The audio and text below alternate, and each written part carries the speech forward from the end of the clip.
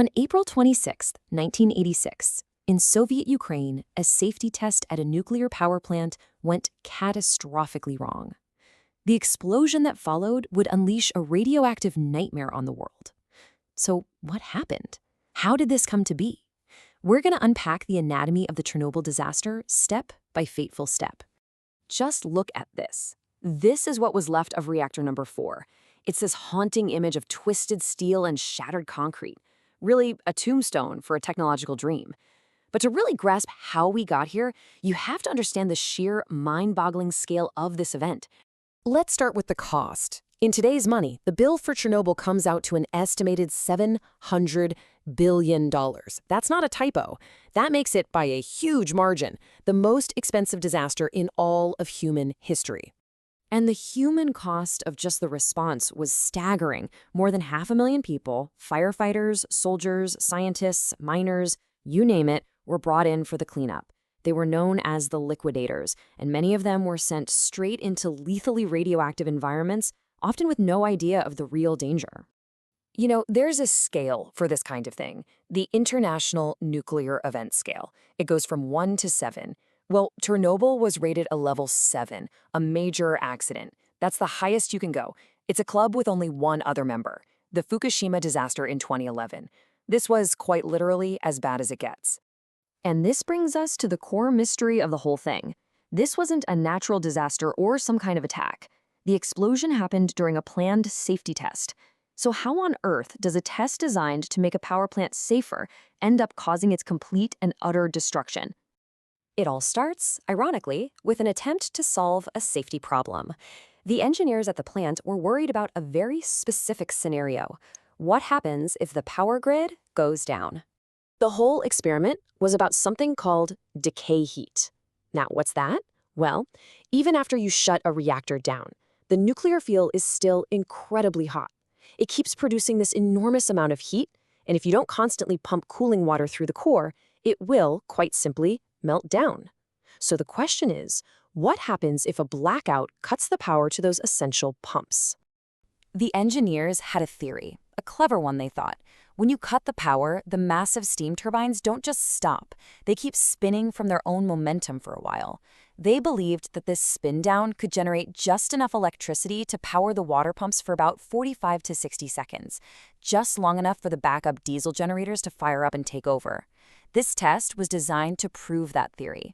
And on paper, the plan looked pretty straightforward, right? You just lower the power, let the turbine spin, cut the steam, and see what happens.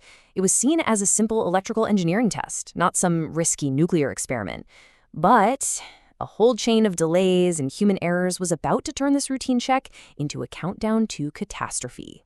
Right, so that simple electrical test was about to collide head-on with a very complex nuclear reality. Unbeknownst to the operators running the show that night, they were pushing the reactor into an incredibly unstable and dangerous state. It was just a cascade of failures. First, a grid controller in Kyiv calls and delays the test for almost 11 hours. This pushes the whole thing onto the night shift, a crew who wasn't prepared for it. Then, as they finally start lowering the power, something called xenon poisoning kicks in. It basically acts like a sponge, soaking up neutrons and choking the reaction.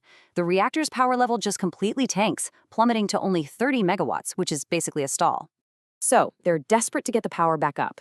The deputy chief engineer, Anatoly Dyatlov, is ordering them to pull out the control rods, the very things that act as the brakes on the nuclear reaction. This diagram here shows just how bad it was. Almost no rods were left in the core. The reactor was essentially an engine with no brakes, and it was becoming more and more unstable by the second. So let's just recap what we have here, the perfect storm. The reactor's power is way too low. Almost all the control rods are out. They've manually disabled a key emergency cooling system for the test. And, the most crucial part, this RBMK reactor had a secret, fatal design flaw called a positive void coefficient. All that really means is that if bubbles of steam formed in the cooling water, the reaction would speed up dangerously, not slow down. It was a ticking time bomb.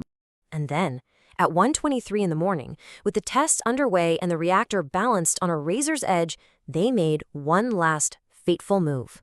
An operator reaches out and presses a button labeled AZ5. It's a technical-sounding name, but its job was incredibly simple. what do you suppose a button like that was designed to do in an emergency? It was the panic button. The scram button. It was the emergency shutdown, designed to instantly drop all the control rods into the core and kill the nuclear reaction. It was supposed to make everything safe. But here's the unbelievable, catastrophic design flaw. The control rods were tipped with graphite. So for the first few seconds as they entered the core, those graphite tips pushed water out of the way, which actually caused the reaction to accelerate wildly. The shutdown button, for a fatal moment, acted like a gas pedal. And the effect was instantaneous. The reactor's power didn't just spike, it surged to at least 10 times its maximum designed output. It was an uncontrolled, unimaginable burst of energy that doomed the reactor in less than a second. All that energy flashed the cooling water into steam, creating a colossal pressure wave. The first explosion blew the 2,000-ton lid clean off the reactor core. Seconds later, a second, even more powerful blast ripped the entire building apart, vomiting the radioactive heart of the reactor into the atmosphere. In the immediate aftermath, the most terrifying danger wasn't the fire or the wreckage. It was something you couldn't see, hear, or smell. A silent, invisible killer. Radiation. The first firefighters who arrived on the scene had absolutely no clue what they were walking into. The call was for a roof fire. That's it. This quote from one of them says it all. "We didn't know it was the reactor. No one had told us." The lack of information was terrifying. On the left here is Leonid Telyatnikov, the firefighter in charge, an absolute hero. And on the right, that's a block of graphite from the reactor core. His men were on the roof, literally kicking pieces of this stuff with their boots, thinking it was just debris from a normal fire. Each piece was lethally radioactive. This is a chilling, first-hand account of what acute radiation poisoning feels like. It's a direct assault on your body's cells. For so many of these first responders, the dose they soaked up in just a few minutes was fatal.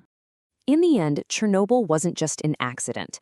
It was the inevitable result of a dangerously flawed reactor design, a flaw that was known but kept secret, colliding with a safety culture that valued shortcuts over caution. And it leaves us with this huge, lingering question, one that goes way beyond nuclear power. What is the true cost, the real human price, when warnings are ignored?